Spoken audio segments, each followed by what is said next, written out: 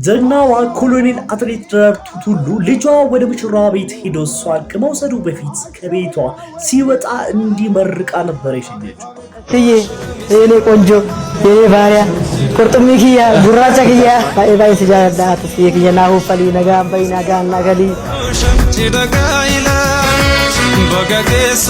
የቴዎድሮስ ካሳሁን ባለቤት የሆነችው አምለሰት ሙጬን ብዙዎች የሚያውቋት በኢንተርቪዎቿና እንደዛውም በትወና ብቃቷ ነው።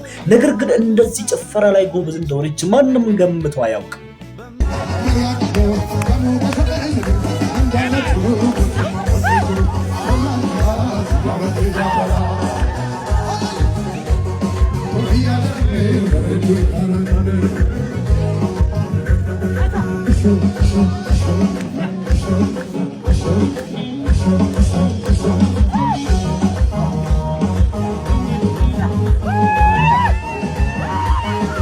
እዛ ያሉ ሰርገኞችም ሰርጉ ላይ የተገኙ ታዳሚዎችም በዚህ በአጨፋፍራ ደስ ብሏቸው ይመስለኛል የቴዎድሮስ ካሳሁን ዘፈን ሲከፈት እንደዚህ ወደ ላይ አንስቷት እንደ ባንዲራ ነበር ያውለበለቧት።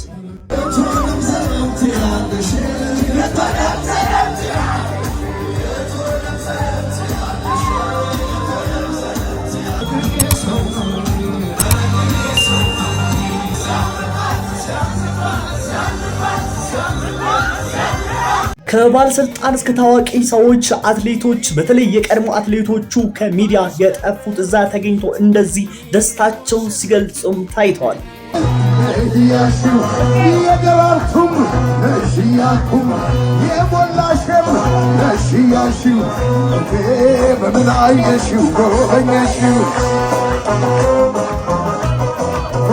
ተደግሶ ሰው በልቶ ጠጥቶ ጨፍሮ እንደዚህ ሲደሰት በጣም ደስ ይላል። ግን ደግሞ ከዛ በኋላ ያሉ ላይፍ እጅግ በጣም ዳገት ነው እንጂ ዞሮ ግን ማግባት ይችላል። እንደኛ ጋብቻ ፈርቶ ነው። እኛ ግን ያው ልጆች ስለሆነ ገና አላደግንም፣ ብዙ ነገር ይቀራል። ብቻ እየደረሳችሁ ማም ነገር ምንም አታመርጡ፣ አግቡ ነው ብላችሁ።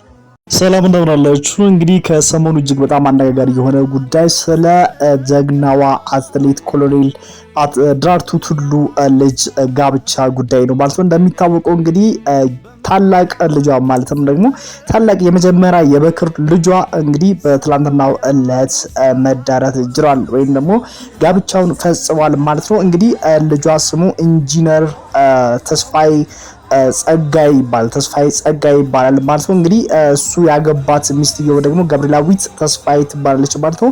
እንደሚታወቀው የእሷ ልጅ እንግዲህ ውጭ ሀገር ነበር የተማረው ማለትም የኮሎኔል አትሌት ደራርቱ ቱሉ በአሜሪካ በፍሎሪዳ በሚገኝ ዩኒቨርሲቲ ነበረ በኢንጂነሪንግ ትምህርቱ የተመረቀው። ነገር ግን ደግሞ እንደ ሌሎቹ አሜሪካን ሀገር ተምሮ የውጭ ሀገር ሳያጓጓው ወደ ኢትዮጵያ ተመልሶ ነበር እንግዲህ የእሷን ሀብቷን በሙሉ እንግዲህ ጠቅልሎ ስራ አስኪያጅ ሆኖ ወደ መቆጣጠር እየገባው ማለት ነው። እንግዲህ አንዳንድ ጊዜ እዚህ እኛ ሀብት ካለን ጥሩ ነገሮች ካሉን ሀገራችን ራሱ ከአሜሪካ ከውጭ ሀገር ካደገው ሀገራት ትበልጥልናለች ብዬ አስባለሁ። ምክንያቱም እንግዲህ እዛ የሚፈልገውን ነገር እዚህ ከተገኘ ምን ያስፈልጋል እና እዚህ ያለውን ራሱ ማኔጅ ያድርግላት እሱ ባይኖርና የበኩር ልጇ ደግሞ ያስታውቃል። በቃ ትሁት እንደሆነ ሀምበል እንደሆነ በጣም በስነ ስርዓት እንዳደገ በጣም ያስታውቃል።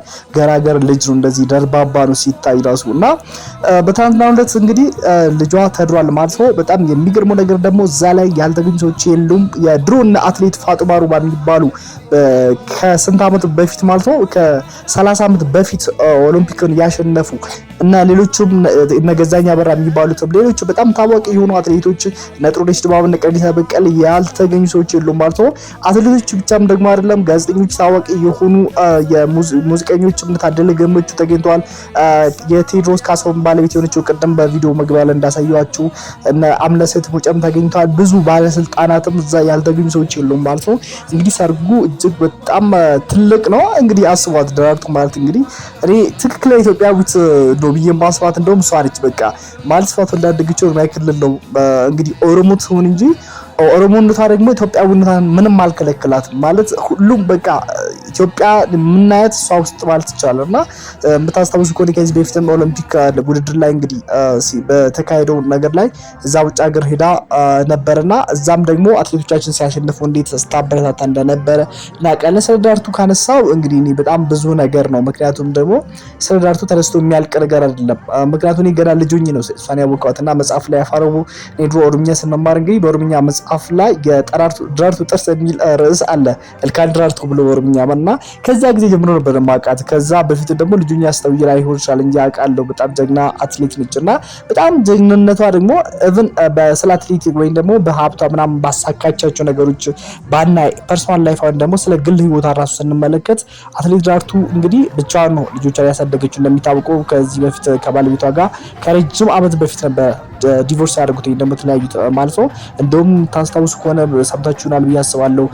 ጠቅላይ ሚኒስትር የበፊቱ የጠቅላይ ሚኒስትር ማነው አቶ መለስ ዜናዊ በህይወት በነበሩ ጊዜ ሽምግልና ሁላ ሄዶ ነበርና ኃይሌ እዛ ተገኝቶ ሽምግልና ሄዶ ነበር እነሱን ለማስታረቅና ጉዳዩ በጣም እጅግ በጣም አወሳሳቢ ሆኖ በቀጥል ቻለችና ብቻዋን ነው ልጆቿን ያሳደገችውና የመጀመሪያው ልጇ ደግሞ አሜሪካን ሀገር ፍሎሪዳ በሚገኝ ታዋቂ ዩኒቨርሲቲ ተምሮ በኢንጂነሪንግ ተመርቆ ተመልሶ ደግሞ ሀገሩን እሷን ያገለግላት ይገኛልና አጠቃላይ ሀብቷን እየመራ ማኔጅ ያደረገ የደራርቱ ቱሉ ፕሮፐርቲ ማኔጅ ያደረገ ይገኛል ማለት ነው። እንግዲህ ኢንጂነር ተስፋይም በጣም ትውስ ልጅ ነው። ሲታይ ራሱ እጅግ በጣም ደርባባ ነው። ስትመርቆ በጣም የኔ ልጅ የኔ የዋ የኔ ባሪያ የኔ አሳ በሄድክበት ሁሉም ነገር ይሳካል፣ በሰላም ወጥተህ በሰላም ገባ ብላ ስትመርቀው እማዬ ነበር የተናነቀኝ። ምክንያቱም እንግዲህ እንደምታውቁ እናትና አባት ናቸው የሚመርቁትና አባቱን ግን በዚህ ቪዲዮ ምንም አላዩትም። ምናልባትም ይህን ቪዲዮ የቀረጹት ሰዎች እሷ ላይ አትኩሮ ሊሆን ይችላል ብዬ አስባለሁ። ያው እሷ በደንብ ስለምትታወቅ ይመስለኛልና ብቻ ድግሱ እጅግ በጣም ትልቅ ድግስ ነበር። ያልተገኙ ሰዎች የሉም። እኔ ብቻ ነኝ ያልኩት እንጂ ብቻ በጣም ሁሉም ሰዎች በሚባል ታዋቂ የሚባሉ ሰዎች፣ ባለስልጣናት፣ ታዋቂ ሰዎች፣ አርቲስቶች፣ ዘፋኞች፣ አትሌቶች ያልተገኙ ሰዎች የሉም ማለት ነው። እንግዲህ ዛ መገኘት ችሏል። ሰርጉም ደግሞ ድል ያለ ሰርግ ነው የተደገሰው። እንግዲህ አስቡ ሰርጉ የማን ልጅ ሰርግ እንደሆነ እና እጅግ በጣም አደገኛ ከባድ በቃ እንትን ይሄ ትልቅ የሚባል ሰርግ ነው የተደገሰ እና እጅግ በጣም ሰርጉ አስገራሚ ሰርግ ነበረ እና በዚህ አጋጣሚ ደግሞ ወጣቶች ያላገባችሁ ለማግባት ይሄ ያቅማማችሁ ያላችሁ ለአግባብ ወይስ ሊተውራለ ምትሉ የሚተው ነገር አይደለም። ትዳር እግዚአብሔር የሚወደው ነገር ነው። እንግዲህ ወንድ ልጅ ቤተሰቦቹን ይተዋል፣ ወደ ሚስቱም ደግሞ ይጠጋል፣ አንድ ከሚስቱ ጋር ማንዳከል ይሆናሉ የሚል እንግዲህ ስለተጻፈ አጉንም ብላችሁ ወንዶችም ሴቶችም ደግሞ ሴቶች ግን እናንተ የምታፈቅዱት ምናምን ነክሊ ምናምን በቃ ያግባኝ ምናምን ብላችሁ ከመጠበቅ የሚያፈቅራችሁ የሚወዳችሁ ትክክለኛ ፍቅር የሚያሳያችሁ ወንድ አግብቶ የሚንከባከባችሁ ነው አይደላችሁ የሚፈልገው ነገር። እንግዲህ ትዳር ቆንጆ ነገር ነው። ለዛም ደግሞ ያው እንደዚህ ሁሉ ነገር ተሟልቶ እንግዲህ ትዳር ሲዳር ቀላል ነገር አይደለም።